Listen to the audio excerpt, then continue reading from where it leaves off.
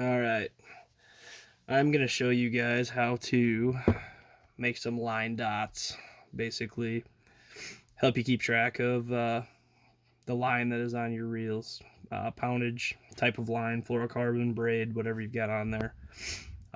Just to kind of be a nice reminder. So as you're changing reels around, changing line around, something that's quick and easy to do. I've got a way to do it that you can make as many as you want, whatever size, whatever you want it to say, basically. Completely can customize whatever, really cheap and easy. Couple things you're going to need, and I'll link all of these down below in the description just so you guys can go out and find them exactly without having to struggle. Again, this is kind of a close-up of what we're trying to make here. Basically, just a quick line label.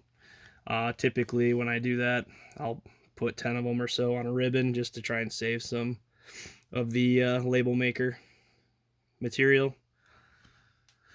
Obviously, to do this, I need a few things. A label maker. This is the one that I've got. It's a Dymo, really easy to find at Walmart, a lot of different places. I'll link this exact one below for you. I'll go over the settings here in just a minute.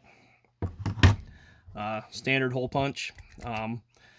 This is also just a cheap, like $1 thing from Walmart, nothing special. There is one modification that I make to that I'll show you in a little bit. And then this is just the cartridges that come with the Dymo. So I'm using the black lettering on the white. This is the 1/2 inch by 23 feet cartridges. They're pretty cheap. You can order a bunch of them off Amazon. Way cheaper than you can get them elsewhere. So I'll link that below as well. But other than that, I'll jump into it, kind of get started on to what I do. Kind of the reason behind it, I actually got to meet Randy Howell through a fishing trip that I took with my uncle and a good buddy JJ, who both kind of know him. So we stopped by the house and was kind of showing some line dots that he had from years past that were running in low supply for him. So I kind of put my head down to try to figure out a way to do something similar that was repeatable and easy. So this is kind of what I came up with. It seems to work for me, so hopefully it'll work for him and whoever else is looking for this type of solution. So just to jump right into it, once you buy this, pretty self-explanatory, but turn the power on, it'll come to your type screen. Two key things, and once you get your hole punch, you can kind of play with it, but there's a few different texts on here. The biggest thing is I use all capital letters. That's easy to do. The point size or the text size down here in the bottom. See if I can get that to where you can see it. I choose size 10, seems to work the best for the hole punch that I have. Obviously, if you get a little bit bigger hole punch, you could maybe go slightly bigger as well. That's something you just have to play with. Other than that, pretty self-explanatory. Type whatever you want. We'll just say we're going to do some 12-pound fluorocarbon. 12F is what I use, and then if I'm going to do a ribbon of them, to put 10 or 12 just to try and save some of the material. Just if you do one at a time, you waste quite a bit of it, so it makes sense to type out a bunch of them. Just take some ribbons with you so you can punch them out as you need them. So I usually put 4 spaces in between, seems to be about right, so you can not waste as much and still have plenty of room for not overlapping your holes. So put 4 spaces in there. Again, type it in. I mean, you could mix it up and go, okay, we want a 15F, 65-pound braid. Maybe you got a 14-pound mono, whatever you're doing. If you know exactly which spools you're doing, you could do that. Whenever you're done, basically you hit the print button. That'll spit out your label after it prints. Comes out the top side here. This is your cutter on the top. Go ahead and cut that off. You can take a look at it there. So you got your 12Fs, 15F, 65-pound braid, 14-pound mono. So anyway, that piece of it, very easy to understand. Basically, whatever you want, you can make it happen. So that's really all I do with the label maker. So I'll kind of put that thing aside for now. The next piece that I do, obviously very complicated. I'm taking a hole punch and, you know, centering the numbers on there. But the one thing I did to kind of help me with that, so typically with these hole punches, they come with a little trap door right here to kind of collect all the little punches when you're punching paper that would fall out. Well, you know, for this one, we're trying to center it for one, and two, we were only going to have one at a time. So I actually took that off. Basically just pried it right off. Pretty easy to do. Try and do this so you can see it, but I actually look at it from the bottom so I can see the hole. If I can get to focus.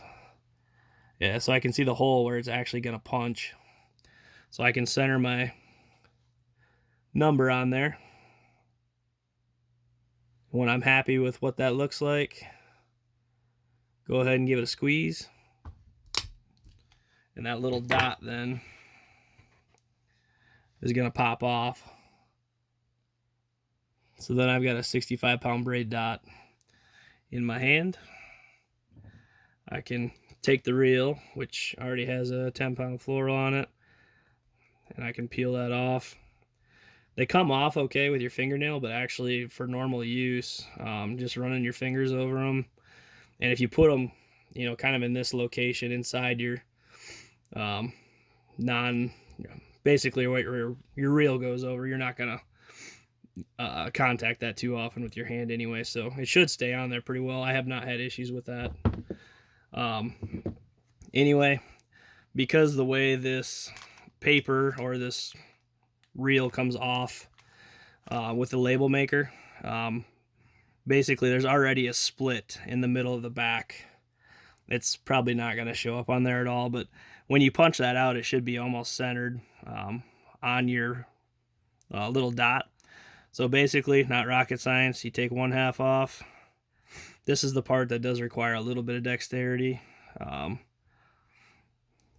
Take you and just roll it off there. Okay. And the other piece.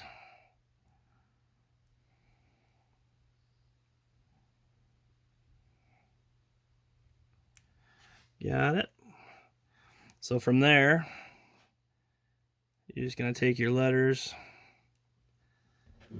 and numbers and make sure you have them pointed the direction you would like to see them.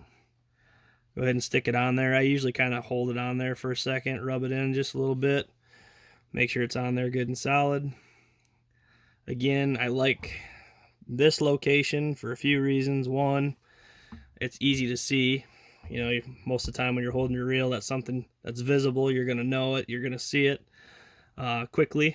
And two, you know, just because of the way I hold my reels, that doesn't come in contact with my hands hardly at ever. Even when you're casting with your dominant hand, typically you're not putting anything right there. So they should stay right there. Really not a difficult or complicated process, just something that I kind of came up with to solve the issue at hand.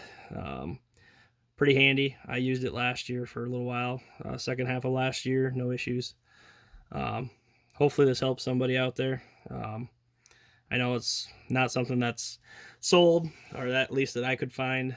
They're not, the paper that comes with these has actually got kind of a glossy finish, so water or something like that, they're not like a real paper, so it's not going to get wet and damaged. I mean, you can rub it, the ink doesn't come off, nothing like that. So they should stay on there as long as you want them to stay on there. And again, like I said, when you're ready to change, it's actually pretty easy. You just dig your fingernail in there and it comes right off, doesn't leave a residue or anything like that. So, and you're ready to swap out for the next line anytime you change. So again, hopefully this helps somebody.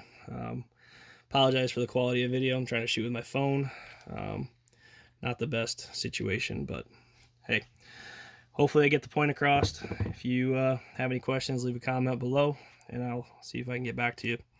Otherwise, happy fishing. I know it's beginning to be winter up here in the north, so starting to go a little stir crazy already, looking at making some jigs, paint some crankbaits, anything I can do to kind of pass some time, hoping to get some upgrades made to the boat this winter, and then hit it hard next year. So anyways, appreciate you guys, and take care. We'll see you soon.